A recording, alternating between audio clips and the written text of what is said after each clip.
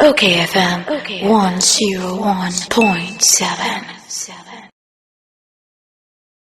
Honorable Dr. Kwaku Afriyie, Minister for Environment, Science and Technology. Now, wasan ye kuyani amapa, wasan medical doctor. Now, wa ye marasabedwani a wagina wo edema sefi yoso. Na ye ne no ntwetwe enkomo. Muafa Honorable Dr. Kwaku Afriyie, memwache no pe yakura. Amejuso. Now, what to say? Me ho ye, so you for ever can say me what pa. Aha, waka se fikasa pa me ho tepa. Weye. Papa na maba wo nchen a Ghana yesi ya hiti cocoa production record high na yenya 1,033,000 tons. I just say ebi mada na se ye keka funu ne kama adampan eni se wo ye kuani yesi chese eni yesi no wani agi sa tadwe mo atede ne na ebom mo san e de afutuo bi e de ama woni a ehwe cocoa production so se wo munye bibi wadawma yentio And you can bring se me put disclaimer. Nsema me kan nyina no me ka se kuani me na me party anemu na eka na me mabanya me wo ma me ko me man penye ko meeting enye na no asem na me ka sati se kuani a oda serious so mbese so na nemu sini ye di kai mebo yewura bo ahin edu ene na pamfo ankanka one doctor the director of operations Dr. Opoku omo abaso pa if you say man kasa o mo body bo mo abono anam yetiafo any say sisi aye kasa Western North kura anka na ye the biggest producer of Ghana's cocoa ananka they produce over 350,000 metric tons.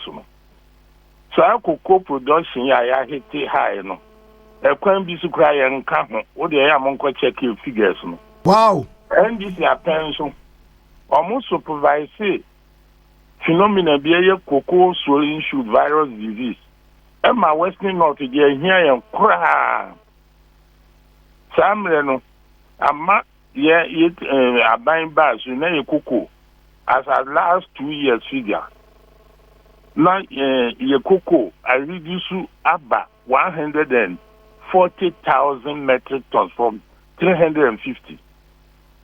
Western North, see abaya kwaji loan, twa cocoa na gu ADB loan.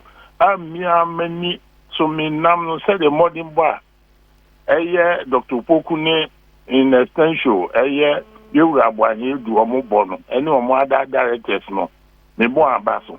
Na no na amaster production omo figure Oma hitting is so significant because you see our cocoa production a big now Western South. Yes, and Kregua, they call Prisia, they call Taquanumina. In fact, Shamanumina, any Okobami and Conum, one's manina to see produce cocoa. Now, we're in Asante, in Kanka, you are Dubiasini at Antibequai, and Atuma district, no. Omo aggregate near me abo sa major crop season kwa no MSP ni akrusu minor crop no kwa de ewum ayinya nkrusu no September in the figure omo release no kwa ye betra to omo abomodin pa na de ama me kwa mani age nanso ani je no tempered with irohoni say ye di kan cocoa no aye produce no more. Now Cote d'Ivoire is also producing more. In spite of that, in spite of living income differential, Ayura or Mampani Nanado Aquadiaba or Ninia Watarano. I mean, you do be more quoting hands on. Ya here you could for your price a very low. Cocoa industry, no say industry of the poor people who could be beer or Yasia Sana. Bahia in Brazil, Uko Indonesia, Malaysia for the Mojai.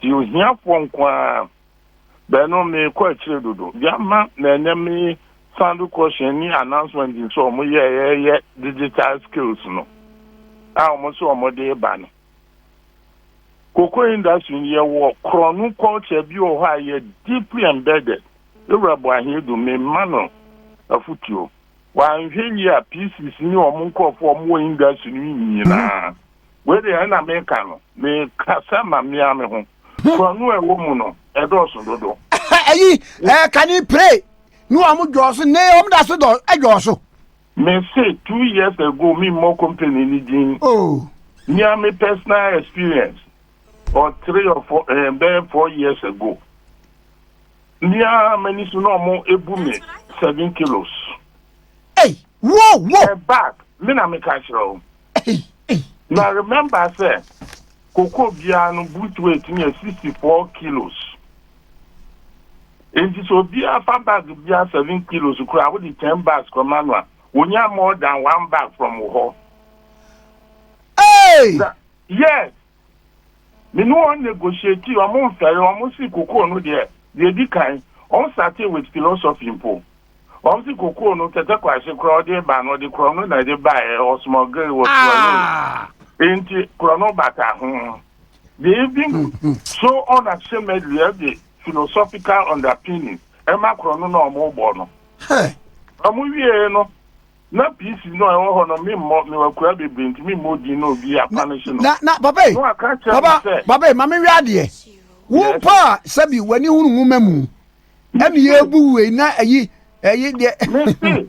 Me fi me hospital ba no me dra me weighing scale e wa me hospital so.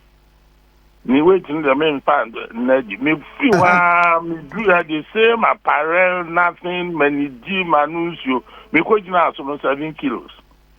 More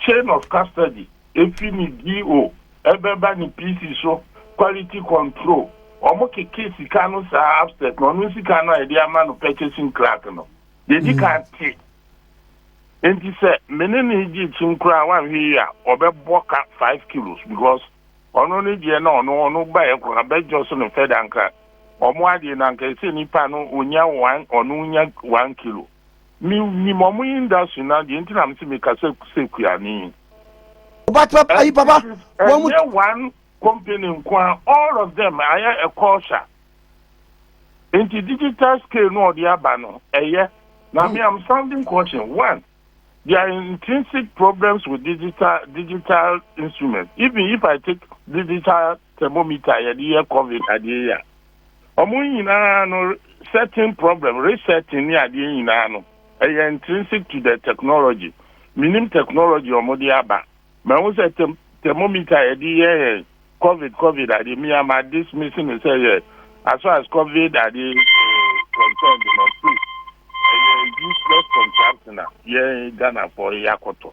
It doesn't near Benny another matter. I'm about to the Yakoto. One moment to cocoa, you bet see if you want to come one answer. Yeah, no, Cromo boy. My young cohort, Mister, and yes, I cry at the question or any bayer. A matter one of event.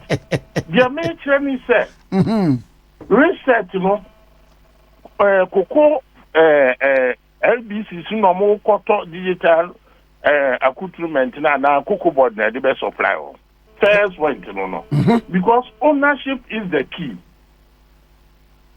Some ownership again, bet me and crying say, or more company no manufacturer not or more presetino intrinsically not a buoy and the end you cry if you cry and you're not you. And the ownership why meaning say cocoa board best certify or be validate. But me I'm sounding caution, there's a way around it.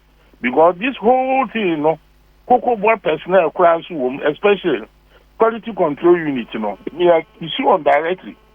But me, I wish I have some time. Now I'm in industry, you know. And yeah, but you papa.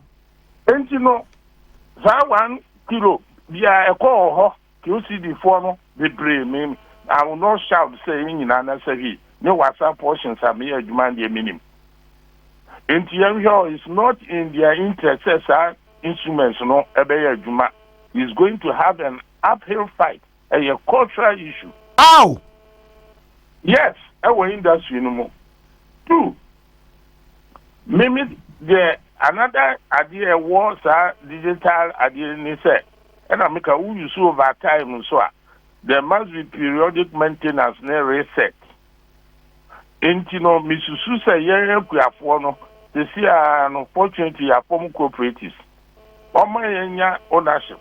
And I think what or cocoa board for no to an amount be in the past. You're integrating with this system. Cocoa Kuanibia or weighing scale, weighing stone. I am 1 kilo weighing stone. Me now, and the young place will not make a declaration say young fast weighing stone, the certified one. Young fan validity, sir, your friend say, machines no more the baba. Edi baba me to asia one machines no ehia say periodic maintenance koso. The atoso mienu any validation by standards board. I don't put your yo. But men control the day is the truth. Omo famu so omo kra no am skabi atesa nsa. No am so kra mu yo mo dwuma yie. And that scale no so na me ka no. Beginning no chete wo mufi wa no mo sa adjoso no manually the digital no awo ka no metiasia when the manipulation very difficult metiasia pa but still I'm very skeptical because electronic things there meaning say there could be a way around it baby cry me me admit it but me the na me say he who owns the mempese LBCs no omu o bona fide weighing scale and they say yadi ewe ya form cooperatives inti uko wasase wa say ya I want whatever the in amprin so na yemfa one weighing scale cooperatives no no yemfa we na mo yemfa the burden of proof no to LBCs no so what I want to say ni say your cooperative obi atumi to ni kokoma obi na ye wo one standard weighing scale wo makura bakwa your friend no say wayo wo Amenfi West na esi ho a sa PBC ni na ye to no kokwa on trust weighing scale no onu mom let's put the burden on him no fan one we weighing stone 1 kilo no be validate the machine not me the farmer na fence ye my gold standard what I go call gold standard ye cooperatives no atinye ba ya the gold standard weighing scale akogo border again in primato and stamp so na yam fanye arbitration of village wo eno na me madwin mo ebe working and yes sir who can say various LBCs no nkoto weighing scale living claim fee cocoa board ha ombe fa kwan bi so manipulate no that's it you prove me otherwise wrong. Na no kwa can even be more dangerous because no e ba ne sa na ye nyina aja tum sa de digital well I said we wouldn't be in class for but going forward more no adia ba ko LBC for no so pieces no purchasing class no mo di buye class for no say ukoya o say ukoko no kra anwo akra weight no kra remember 64 kilos but at the port kra no Papa, anwo no na tese wo pewa bu anu no anwo no obedra ya ma wana obere o de me ba mati koko no mu no in anticipation of some problems no ye de kakra to so your bush weight which is 64 kilos and your akra weight which is at the port now point of reception no and no 62.5 kilos, which is if my memory serves me right. But in any case, there's a difference to account for sign your money in hand. And in fact, ordinary LBCs crown or let of latitude to me any money. But maybe I'm impatient here. You are by head will tell me on any doctor who tell me. I'm reading a law about industry. There's an instrument to me measure moisture content. And it was for full. Make haste, no more may be available on the local market. Now, you could afford me, Kianino, me, Hatami cocoa.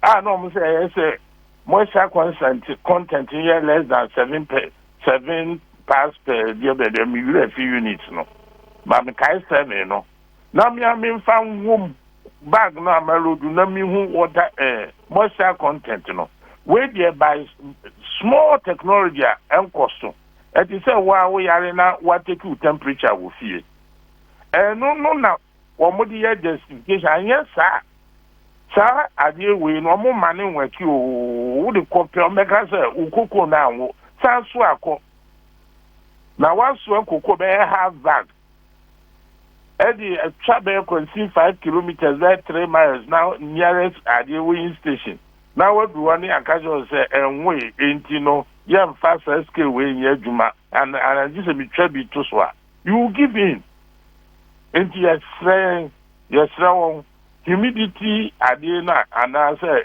the level of dryness no menhu o connect so all other countries so mo yen cocoa production yen farmers no omo sa accoutrement no ansa na me carry me madia ko sewinsa ura ekoya de na me ehye me ho uka ya na me de ahye cocoa no mu isa ye ho no aburo no na mo no wo be unsa rigi ni nyina digital le slow mo fa no kan scale no ho na enye complete me no bansa this whole thing will be settled. The greatest corruption in this country any sakuku we in for yebu because more than 10%. Even it's so unconscionable. Man will be adjusting the scale by 10 kilos. Abba! Hey, Papa, 10 kilos, no? I cannot lie. Oh. Hey! Need to more delay. Me share that documentary, no? Me cocoa via me cry. The you have to play the willing victim, and yes, are the impediments you face even when you are cocoa. And it's everywhere. Ah, Papa! Yes, sir, one LBC in Kwao. Papa! A cultural phenomenon, war or more cocoa meaning. Yeah, no. The only thing is, Obi or an Indian was just on the 4 there. Obi dear 5. Now the only crown with there 7 and above. That is scary. Papa! Me too. Say, who call ye the Biana, say, who complaining, I be our report to Oma. A better baby go out to cocoa come way. And I make what I say. Cocoa, no, you were villages, even hamlets, or Mubay Kakra. Man, so I don't see another subject. My cousin, why he said they should be thinking of farm tracks because cocoa, no, and I'm soil fertility issues, no, cocoa now. We phone a bay roads in the villages, no, and yeah, all that factor. And here, could be a church, bell. Quiet na no one, and umpona yaja. May I attempted that you could be a buying quiet and see another issue. And yes, so a tiffy. Generally, you cannot carry more than half a bag. Well, physiological and answer 3/4 of a bag. And look at the now one day. Now the travel 3 miles. Now they are back weighing center. They are casual say why they are no crown and you just sign the corner or hatter. No, they beat you on to say a whole no Magian Kusi. Sa digital, and kind of queer with all the abnormalities now, Maka, certainly in ownership, name all those things, validation by weighing stone near the on both sides. Actually, I could cook and because of what you know, I'm because what in Sababu boom or because and Casa. Cocoa no say well no is via now no very unscientific. Then yeah and a macano there's one equipment and born yet the said thermometer by a metal. What is share cocoa no say oh no decide the QC before ya or mobi QC before no mo be silly cocoa no by no mo to fee and some pieces no there. Ombe ya be quite deliberately woman and answer young fossil pieces no say almost on top sa adi no moisture content determine. Now any boy yet into America said they should make it available to especially cooperatives na ya form. I mean to so many of the cooperatives. And now we a big farmer crowd should have some. And yes sir, this is from because of cocoa no and I want to cry no or one allowance. What I say, cocoa the real weight they carry legal weight about 62.5 or so. And I will be do tema porting at the wherever the reception centers no. Takwa the name temane the post no way. But here LBC for no and cocoa board or muntem no. Enti ye twabia to so cry just moka. In spite of that no. There be say ye cocoa no anwo papa san fako. Oboa most enu wo ho na most of the time no omoboa no mpese omoje obe say wa have bag no aba no o pese oje obe 3 or 4 kilos eguso o twa na manama guso a ono de obefa sana 70. I see papa sadie we Ghana a social canker because kania ye kotomo ewo edwam no mu konku ba ko bo se no omo de ade atutututu mbi bo ko ane aboto obeto asi kire konku ba ko enso na koku adwuma kokuaye ni ya afia san wani ehun sika masa why hiti subject be I don't me person me keep the conversation straight and narrow. What was our corruption team here kind? Even more Ghanaian society is receptive to cheating, corruption. Me my eduma hospital be a cry or no say me na say me wo di bia bi me di kro bi no a jump queue ya ni for ya repa. It's just it's in buildingness. Me I'm speaking for myself. No politician, no matter how intentional and so paying corrupt, you cannot thrive on a society which is inherently incorrupt. Which is inherently incorruptible. It is a conversation. Even a cocoa, a culture beer. But look, we are by now. I know the leadership. We must show the way.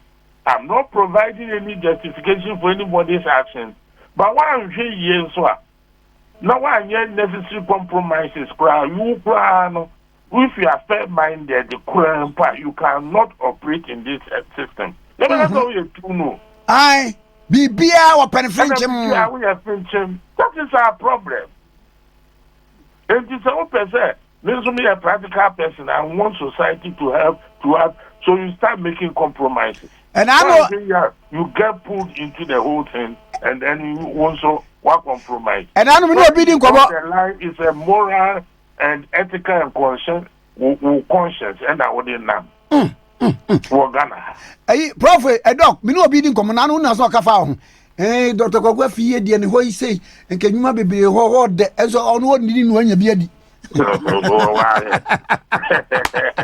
Me ya be di pa but you obi be your friend or ethics, your friend of conscience, your friend of morals. And no praise what did you want, what did you react? Would you define your own comfort? Me personal philosophy, I don't want to bring into a day. So if I were to become Fincham Pa, me come in your operation and come into me your Duma. Now, and when I hamino, your society, no meaning say, you're perfect. But some of us want practical results. So you make compromises while you go along. Maybe you are know you are need. Not that you want it that way. Intimate Samo, but cocoa industry, you need the minimum, I mean the poorest segment of society. Oh, you want to be a cheating, especially when I've given you the historical antecedents. Me, school was an organization, now if I'm a rich cocoa farmer's son. Let me Tom Merck, PKB, 96 say, quite a man for the material keep coast. Over no basta, no material goom. Me baby school, me papa, 1 young we crano. Therefore, ne characteristics in the son of form, rich cocoa farmer to a poor cocoa farmer. Who said, Cheshire war at the Brekum, Kumasi, Jinsu, Wamfieni, all those places, no. And your cocoa farmers, it is hard any now. With the same 2, 3, no more than 5 hectare farms, you. So, see, big companies, we saw more we are sick. And also cannibalizing situation on my former cartel again. Men person me bubu ndi because me say me wa ban mu. And on more popularizing more than 100 billion industry. Less than say 7% and a buy a hawk. The more Cote d'Ivoire produces, the more Ghana produces, no. The less we get. In terms of what he do about more than cocoa you produce no more, some of them no cry na ya ni ho. So you say here na dey ba. And also big companies no almost one man said no. Meanwhile, chocolate, you body ding cocoa butter, confection you see. Now we are what sweat. In fact, this industry, the analysis we are pulled out. Me ko hu ade bi e wo Denmark na wo ma tro Ghana chocolate ba me ko we ase na nye ni produce ye. Oh, say no there sir, no there sir brandy no. Ghana you would for a style variety no. Bulk cocoa you produce the best quality. Oh, okay. Into no air branding. You may cost no the whole industry no. Yeah, international no akwa no mo bokro no kese pa. Nti na go sabi o oni niwra nimia watara. Omo living income the French say eya takashi eya appeal to moral conscience na you see any produce bear to test. West Africa quite produce over 70% of the world's cocoa. Nti yanso to me form cartel. And no more that say we produce a luxury good into my boycott. You tell that to the average Belgian child that which is in a girl. While man chocolate cry is so embedded in their culture that they can't do away with it. Hono na yura President ni Ouattara mkojina so eja wa mama relief kakrano. And some of these big companies without conscience, they are undermining it.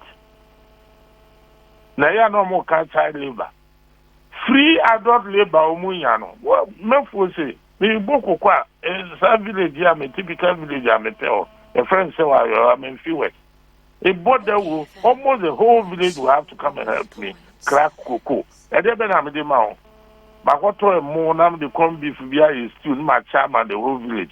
Who quantify my phone free labor? My yes cocoa no. Ni born in a hat over 40% of my input for the year. Expenditure. Into the whole industry does not even obey market principles because for more international market, they fouled up the whole place. But what am I saying? Meet your part, Doc. Oh, and your market economy say be our efficiency now. We are reflecting more money, and we are just there's a limit to what we can do. A product to be can't gonna for you need. What we say? You encourage internal consumption. Gonna for mutemia. Okay, for start that culture because there is a limit to it. You can take a beverage. Cocoa product from Ghana, and yet like so be taking any other imported beverage, substituted by taking that beverage. We are providing a lot of employment to Ghanaian farmers. Yeah, so your mindset now can be very good with all the good health. You can't Ghana for. You see, we not consume our own product. Dog, where the Anna you share with me and so no bonabas na Nigerian boating. I'm on my henny cocoa processing company. Bon one who modern papa. Now winning. Me seeing that processing it depends upon the level I would be processing a cocoa. What the year cocoa liquor and the cocoa powder no require export to. Sika would be value addition where keep to LBO. This who low down now who produce chocolate normally conventionally no. Now all the console number of even though they are signed on to the WTO laws no. Normally, what we call phytosanitary conditions. At the trade barrier, what have been a near bro for thinking, don't worry. On because of factory on the mobile barber inspective. Won't be telling you so be on the work crab or you will be blacklisted. In other words, no more companies no more Belgium, war US near the or more Lepuria and say you near honey. Into a consumers no cry no giving their choices no common toy and your ma. Oh, into a more cancer young process we have an uphill fight and we are buying womb and we are making rounds. A war Miami entity CSI food at the nutrition unit here any food and nutrition and one economy or science institute. And I mean, can admonish one said the scientists should come out there and put all the findings on what they normally advocacy. And they even external people who listen to them. Yeah, politicians here, Kasa said, the Kasa they won't listen to it. In other words, the cocoa industry have serious problems there. Then let's come to the basis. Why here do meaning criticisms are not more bonus. They say our province is one of the best CEOs in the place. I'm telling you. Because without the production that production we are here. It is a 1 point something, And by the way, 2010, 2011 cocoa na you know man this way the mayor politics I know the whole while when you know where you would have for new more the 2 coin no the fee 350,000 metric tons the whole nation and we increase in one time or is it in 209 100 over no over 900 and something so momentum no and a year later a mobile inheritance the highest at the peak 1,050,000 metric tons. Those days, no. 2010, 2011. The momentum J.Kufuor generated, no. And the cocoa production seen it last because J.Kufuor did no more this year. The news says CSSV, the threat. Our tackle, not the fight was a Viwasa, any half on the Adienu, no, Omujagum. And on be free seedling, free fertilizer, which alone does not attack the root cause. The farmers no, the seedlings no, they are called planting under the disease trees. And 3, 4, 5 years and so on, CSSV, the cocoa sasabro, a viral disease. I that's obituary guana. The long story they say. And on that boy here in Anando, obey heritage, American cocoa. Then number 800,000 metric tons and I did bonachino. Did be an aminian no in crime. So holding because minimum to and then it's been vindicated. Even without service production. So if service succeed, and I have for there be a CSS within the idea. We are looking at about a potential 1.5 million metric tons and even beyond going forward. Then we can even challenge La Côte d'Ivoire. Having said all this, no, I'm saying, sir, challenge, challenge, we will fight ourselves to death in scam film until we should look at our land use policy. Now, it's hard, any NCD man because sponsor non produce. Now, you have a challenge, MYN.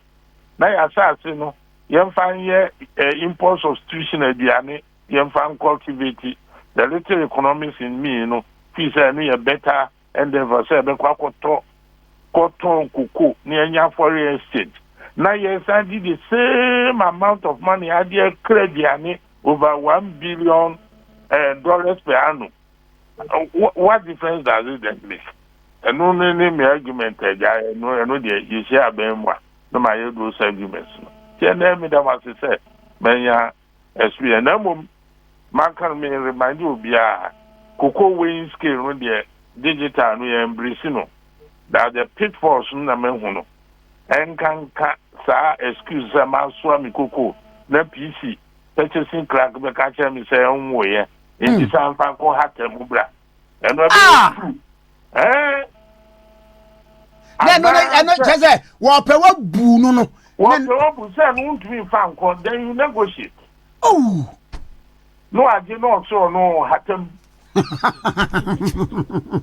you can't carry it back. Well, I know no, Grace, I'm going forward. You quite funny. I'm a communion. No, Dimby. Hey, you want to cry? You have one or you have the local Roman church near Miami Methodist. You know, Obiansu is so no. The whole thing is that we farmers don't see anymore, but we become willing victims. At the end of the day, or more man the philosophical imprimatur for the action. So at the end will be any bina tete kwajino all the banokrano. Koko de na ade krono bata ho. So pathetic. Okay, FM. Okay. 101.7.